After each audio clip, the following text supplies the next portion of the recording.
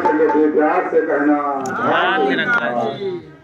और साथ संगत जी इस सत्संग में जो हम लोग आए हुए हैं, साथ संगत जी जब परमात्मा जिस जीव के ऊपर कृपा करता है वही सत्संग में आ पाता है। कहते हैं जो अभागा व्यक्ति होता है वो सत्संग में नहीं आ पाता है, जो भाग्यशाली होता है वही साथ संगत जी यहाँ पर आता है।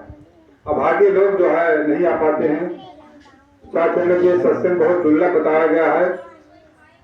कहते हैं ये परमपिता परमात्मा साथ संगत जी असीम है, अडोल है, अनंत है। साथ संगत जी ऐसे परमपिता परमात्मा से नाता हमारा तभी जुड़ता है जब ये दाता निराकार परमात्मा कृपा करता है। साथ संगत जी तभी इससे हमारा नाता जुड़ता है। कहते हैं आद अंत नहीं एको तारा और गुरु वही हमारा। ये जो अनंत है, असीम है, अडोल है, यही गुरु है साथ संगत जी। और यही जो असीम परमात्मा अडोल है यही शरीर धारण करके आता है हर जगहों में अपना रूप पहचान कराने के लिए। सद्गुरु का रूप धारण करके आता है साथ संगत जी और फिर शरीर छोड़ करके फिर इसी विराट स्वरूप में मिल जाता है साथ संगत जी।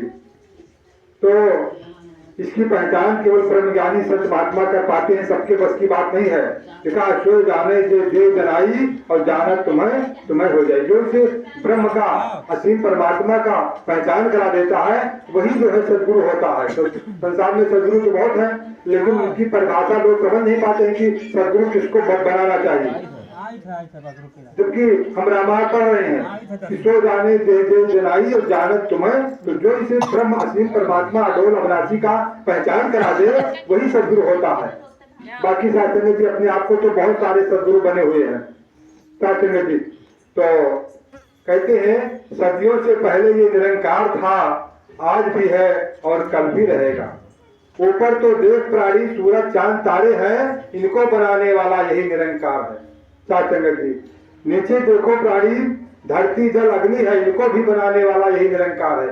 वायु जीव आकाश है, इनको सारे सबको बनाने वाला ये निरंकार परमात्मा है साथ संगत जी। इस परमात्मा को हमें जानना है और इससे अपना नाता जोड़ना है साथ संगत जी। कहते हैं जब हम इस अविनाशी परमात्मा से हमारा मन जुड़ जाएगा तो हम अविनाशी का स्वरूप हो जाएंगे।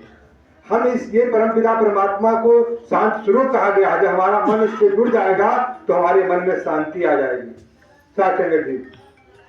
ये जो है कहते हैं ये जीव जो है अज्ञानता के कारण अपने को शरीर समझ लिया कि मैं शरीर हूं, लेकिन है ये ईश्वर का अंश, ईश्वर अंश जीव अविनाशी। लेकिन ये जीव जो है जब अज्ञानता के कारण अपने को शरीर समझ लेता है तो सोचता है कि मैं मर जाऊंगा।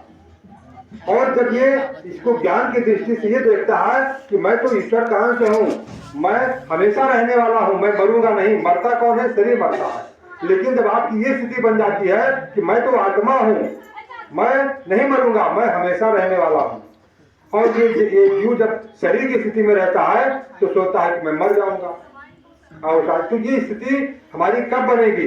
जब हम साथ संगत की ये सेवा सत्संग सुमरन करते रहेंगे, गुरु के वचनों पर साथ संगत जी चलेंगे, तभी साथ संगत जी ये स्थिति हमारी बन पाएगी।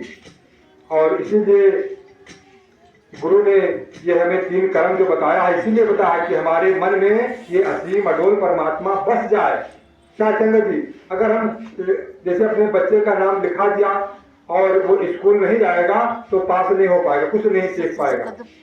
इसी प्रकार से ये ब्रह्म ज्ञान लेना ये स्कूल में नाम लिखाने के समान है।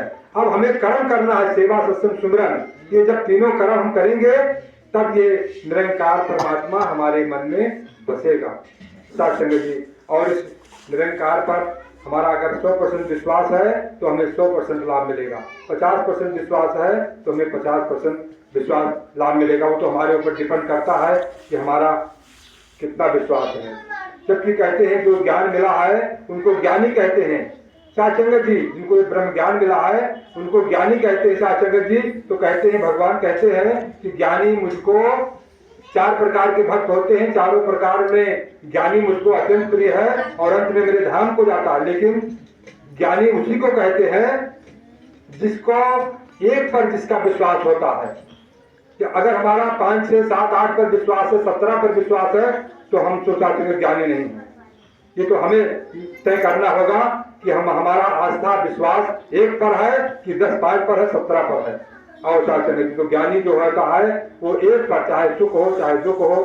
साधुसंगत जी ज्ञानी जो है वो निष्काम भाव से सेवा करता है, निष्काम भाव से सत्संग करता है, वो सौदेबाजी नहीं करता है। जैसे लोग हनुमानगढ़ी में जाते हैं, कहते हैं हमारा ये काम पूरा हो जाए, मैं 500 रुपए का लड्डू चढ़ाऊंगा। तो जो निरंकारी होता है वो सौदेबाजी का भक्ति नहीं करता है कि हमारा ये काम पूरा हो जाए तो मैं सत्संग में जाऊंगा या मैं नंगे पैर जाऊंगा या मैं भूखा रहूंगा, ऐसी कोई बात नहीं। वो निष्काम भाव से साधुसंगत जी। और अगर सेवा भी करता है ज्ञानी तो कहता है सेवा किसने किया, निरंकार कर रहा है और निरंकार की सेवा हो रही है। ये भाव होता है कि सेवा भी कर रहा है ये निरंकार और निरंकार की सेवा भी कर रहा है और निरंकार की सेवा भी हो रही है। सब कुछ यही कर रहा है। करता करे न कर सके गुरु करे तो हो। ये शरीर अगर सोचती है कि मैं कर रहा हूं तो समझो अहंकार आ गया। अगर ये निरंकार शरीर से निकल जाए तो अपने चेहरे पर एक मक्खी भी नहीं हटा सकते हैं, तो आप सेवा कहाँ कर रहे हैं? ये तो हमारा ज्ञान है, भ्रम है, अहंकार है। अगर ये निरंकार नहीं रहेगा तो अपने चेहरे पर हम एक मक्खी भी नहीं हटा पाएंगे, तो सेवा कौन कर रहा है? ये निरंकार कर रहा है। और साधुसंगत जी हमारा ऐसा भाव बन जाए, ये इसीलिए हम सत्संग में आते हैं। साधुसंगत जी तो महात्मा जी इशारा कर रहे हैं, अब समय दास अपने शब्दों का सहारा ज्यादा नहीं लेगा। और साधुसंगत जी सदगुरु माता जी से अरदास कर रहा है कि माता जी आप कृपा करना कि जो ज्ञान साधुसंगत जी दास के हिस्से में आया है सारे सभी के लोगों को हिस्से में आ जाए और खुशियों से उनका जीवन जो है साधुसंगत जी भर जाए, तन से मन से धन से हर प्रकार की खुशियां उनको मिले। साधुसंगत जी प्यार से कहना धन निरंकार जी।